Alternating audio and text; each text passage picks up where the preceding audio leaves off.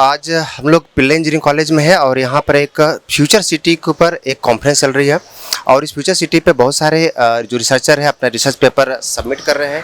आज उसी जो पेपर सबमिट हुए उसमें कुछ ऐसे वक्ता जिनका शायद आप नाम सुने होंगे, डॉक्टर R.K. शिवंगरकर साहब, जिनका एक एकेडमिक इतिहास रहा है। पुणे यूनिवर्सिटी में के वाइस चांसलर रहे हैं, मुंबई IIT से हैं। और सर, आपके बारे में जितना हमने सुना है, आपने बहुत सारे एजुकेशन में चेंज करने की कोशिश की in terms of the skill development में। आपको क्या लगता है सर कि अभी का जो एजुकेशन पैटर्न है उसमें फर्स्ट ईयर से जो एजुकेशन चेंजेस हो रहे हैं, आपको क्या लगता है कि सर नए रिसर्च में और कुछ चीज़ ऐसी जो सर काम नहीं है उसको साथ रिमूव किया जाए और नए से रिसर्च पे ज़्यादा फोकस किया जाए? आपको क्या लगता है सर? पहली बात तो ये है कि रिसर्च जो है ना वो उस समय के आवश्यकता के अनुसार की जाती है जी। और वो आवश्यकता अनुसार बदलती रहती है। तो पहले जो रिसर्च हुआ करती थी उस समय जो टेक्नोलॉजी थी, इंजीनियरिंग थी, उसके हिसाब से रिसर्च हुआ करती थी। अभी जो नई रिसर्च हो रही है वो आज का जो समाज है उसकी जो आवश्यकता है उसके हिसाब से होना चाहिए। और मुझे लगता है ये नई एजुकेशन पॉलिसी जो आई NEP 2020, इसमें उसके ऊपर काफ़ी भार दिया गया है कि केवल इंजीनियरिंग नहीं, टेक्नोलॉजी नहीं, पर समाज के सारे पहलुओं को ध्यान में रखते हुए आपकी शिक्षण संस्था बनना चाहिए। और ये जो कॉम्बिनेशन है, ह्यूमैनिटी, सोशल साइंस है, लिबरल आर्ट्स है, इंजीनियरिंग है, टेक्नोलॉजी है, मेडिकल है, ये सब मिला के जो नए जो जनरेशन पैदा होगी उनको एक सामाजिक ज्ञान होगा। टेक्नोलॉजी का उपयोग क्या होना चाहिए समाज के लिए, वो होना चाहिए।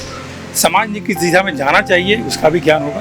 तो ये अच्छा कदम है नई NEP 2020। तो सर आपको क्या लगता है सर, अभी जो 2-2.5 साल में जो इंजीनियरिंग किया चाहे मेडिकल, जितने भी टेक्निकल एजुकेशन बहुत ज़्यादा इम्पैक्ट हुआ है, तो सर वो जो बच्चे जो फाइनल ईयर कर निकले हैं तो वो कैसे अपना रिकवर करेंगे? उनके लिए सर क्या मैसेज होगा, उनको क्या करना चाहिए? सो कोविड के दो इफेक्ट हैं। पहला इफेक्ट ये हुआ कि फिजिकल कांटेक्ट कम होने की वजह से जो भी चीज़ें थी वो ऑनलाइन हुई। पर ऑनलाइन मतलब सब कुछ खराब है ऐसा नहीं है, ऑनलाइन में कुछ फ़ायदे भी हैं। सर सिंपल फ़ायदा है कि पहले बहुत सा टाइम जो है ना वो ट्रैवल में और इसमें खर्च होता था। एक दिल्ली में मीटिंग अटेंड करना है तो पूरा दिन आपका जाता था। अभी ऑनलाइन में आप दिन में 2-3 मीटिंग अटेंड कर सकते हैं, तो उसकी इफिशियंसी बढ़ गई है।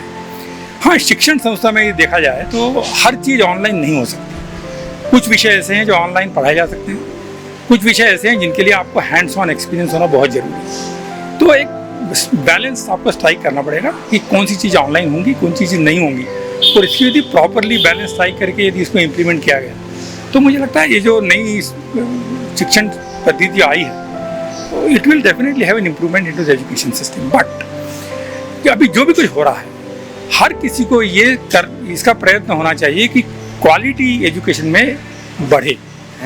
पिछले 50-60 सालों में क्या हुआ कि एजुकेशन सिस्टम में हमारी बहुत एक्सपेंशन हुआ। जब हिंदुस्तान आज़ाद हुआ उस समय केवल 30 यूनिवर्सिटी थी, आज हमारे यहाँ 900 यूनिवर्सिटी में, तो एक्सपेंशन काफ़ी हुआ, उसकी ज़रूरत भी थी तो हुआ। बट इस एक्सपेंशन में कहीं तो भी क्वालिटी सफ़र हुई।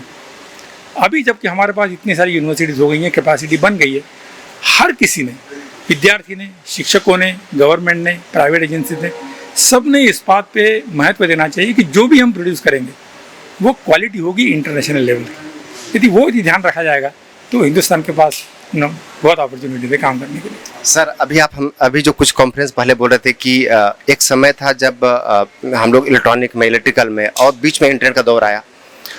आपने सर बहुत सारे इमेज कंसल्टिंग इसमें बहुत सारा काम किए। आपके हिसाब से सर जो बच्चे सुन रहे हैं, फ्यूचर टेक्नोलॉजी क्या होगी? जी, फ्यूचर टेक्नोलॉजी कुछ तो आज कह सकते हैं। जैसे आर्टिफिशियल इंटेलिजेंस टेक्नोलॉजी आने वाली है, नैनो टेक्नोलॉजी आने वाली है, रोबोट टेक्नोलॉजी आने वाली है। कुछ टेक्नोलॉजी ऐसी हैं जो आज आप नहीं बता सकते। उसका कारण ये है कि ये जो मॉडर्न टेक्नोलॉजी जो आ रही हैं इनका लाइफ स्पैन जो है ना करीब 5 से 10 साल का है। एग्जैक्टली। तो 10 साल बाद ये प्रेडिक्ट करना कि अभी कौन सी टेक्नोलॉजी आई किस किस क्षेत्रों में, वो बताना बहुत मुश्किल है। अब ये सोच के देखिए 10 साल पहले क्या आप बता सकते थे कि आज ये टेक्नोलॉजी होगी, और आपको पता चलेगा कि नहीं बता सकते थे। तो ये टेक्नोलॉजी जो बहुत जल्दी बदल रही है उनका प्रेडिक्शन करना बहुत कठिन है। पर कुछ टेक्नोलॉजी ऐसी हैं कि जो धीरे धीरे चलती हैं, जिनको ह्यूमन इफेक्ट है, वो टेक्नोलॉजी का प्रेडिक्शन करना बहुत आसान है, कर भी सकते हैं लोग और करते भी हैं लोग। तो नई टेक्नोलॉजी आती रहेंगी जैसे जैसे आवश्यकता आपकी पड़ेगी। पर ये टेक्नोलॉजी, नैनो टेक्नोलॉजी हुई, मेडिकल साइंस में जो रिवोल्यूशन हुआ, ट्रांसपोर्टेशन में रिवोल्यूशन हुआ, इंफॉर्मेशन कम्युनिकेशन टेक्नोलॉजी में हुआ, एंड धीरे धीरे जो चीज़ें आदमियों को करना मुश्किल था, कठिन था, वो सारी चीज़ें अब मशीनों द्वारा होने लगेंगी। तो ये तो दिख रहा है, आगे 10-20 सालों में ये हो जाएगा। उसके बाद क्या होगा ये बताना बहुत मुश्किल है।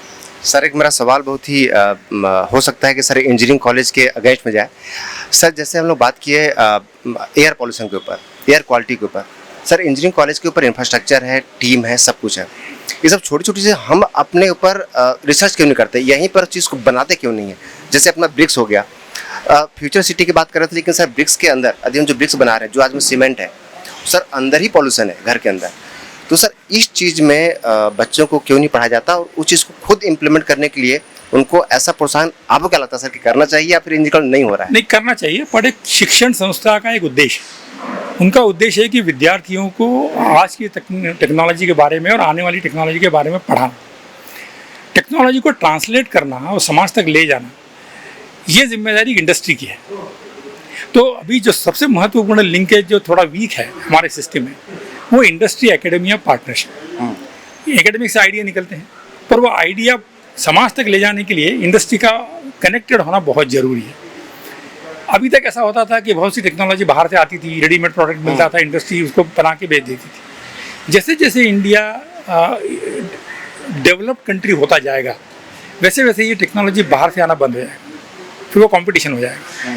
उस समय आपकी टेक्नोलॉजी आपको खुद को तैयार करना पड़ेगी, और वो टेक्नोलॉजी आपको एकेडमिक्स में ही मिलेगी, क्योंकि उन्हीं को पता है कि आगे क्या होने वाला है। इंडस्ट्री तो आज जो होने वाला है उसमें बिजी रहती है, तो 10 साल बाद क्या होने वाला है ये सोचना, ये एकेडमिक्स का काम है। तो यदि इंडस्ट्री एकेडमिया पार्टनरशिप स्ट्रांग हुई और जो भी रिसर्च होती है उसको ट्रांसलेट करके समाज तक ले जाएगा इंडस्ट्री ने। तो आप मानते हैं सर कि इसमें गैप है, तो इस गैप को सर दूर कैसे किया जाए? नहीं, तो हर प्रयास चल रहा है, गवर्नमेंट भी प्रयास कर रही है, इंडस्ट्री भी प्रयास कर रही है, नेस्कॉम प्रयास कर रहा है, CII प्रयास कर रही है, एकेडमिक्स भी प्रयास कर रही है। तो हर किसी का इच्छा तो है, उद्देश्य है, पर होने में थोड़ा टाइम लगता है। पर मुझे लगता है पिछले 10 साल में काफ़ी चेंज आया है, और ये पार्टनरशिप ज़रूर स्ट्रांग होगी, और हमारी जो रिसर्च होती है एकेडमिक इंस्टीट्यूशन में, ये डेफिनेटली समाज तक ट्रांसलेट होकर जा पाएंगे। सर एक लास्ट सवाल है, IIT से प्रोफेसर, फिर डायरेक्टर, सर वाइस चांसलर रहे, सर फ्यूचर में आप क्या करने वाले हैं? अभी तो मैं रिटायर्ड हूँ, तो मतलब अभी तो मैं शिक्षक हूँ, तो अभी भी पढ़ाता हूँ जी, तो अभी पढ़ाता रहूँगा, जो नई जनरेशन उनको मेंटर करता रहूँगा, और उनको बताता रहूँगा कि आगे मतलब आपको नया समाज बनाना है तो टेक्नोलॉजी इंजीनियरिंग एक पार्ट है, पर आपको होलिस्टिक डेवलपमेंट करना बहुत ज़रूरी है। Ultimately what matters is you should become a good human being. Exactly, profession is one part, but before that you should become a good human being. वही सब मेरा सवाल वही था सर कि अभी रिटायर होने के बाद अभी भी आप सर एक शिक्षक होते हैं, आपका सर प्लान अभी कुछ ऐसा कुछ यूनिक करने वाले हैं जिसमें सर इन 4-5 सालों में जो देखे हम लोग? कुछ खास निश्चय तो नहीं किया है, विद्यार्थियों के साथ मैं मतलब मिलता रहता हूँ, डिस्कस करता रहता हूँ, कुछ कमेटीज में होता हूँ, तो ऐसा मतलब मैंने कोई नया मिशन मोड तो अभी कोई डिफाइन नहीं किया हुआ है। मैं अभी मतलब रिटायर हुआ हूँ 5-6 महीने पहले जी, और अभी कोविड के समय में ज़्यादा कुछ हो नहीं पा रहा है, पर जरूर ऐसा अवसर मिलेगा तो मैं जरूर उसमें भाग लेने की कोशिश। एक्चुअली सर बहुत सारे स्टूडेंट ये चाहते हैं कि आप जैसे सर जो एजुकेशनिस्ट रहे हैं, इतना एक्सपीरियंस है, उनको सर एक गाइड मिले इन टर्म्स ऑफ स्टार्टअप करने के लिए। कुछ आइडियाज आप लोग सर आपके बहुत सारा है, यदि सर ऐसा कोई फोरम आप बना पाएँ जहाँ पर सर आप आइडिया एक्सचेंज कर पाएँ और उसको इम्प्लीमेंटेशन तक ले जाए, तो सर कोई ऐसा प्लान कर सकते हैं? आपने मुझे आइडिया दिया, मैं सोचूंगा इसके बारे में, हो सके तो जरूर इसका कोशिश करूंगा। तो ये तो सर, और सर का बहुत एक्सपीरियंस रहा है, और हम फ्यूचर में भी सर से बात करेंगे और अलग अलग एजुकेशन सेक्टर पे ही एजुकेशन इम्प्लीमेंटेशन जो न्यू पॉलिसी है उसमें हम डिस्कस करेंगे। बन रही है द पब्लिक न्यूज़ 24 के साथ।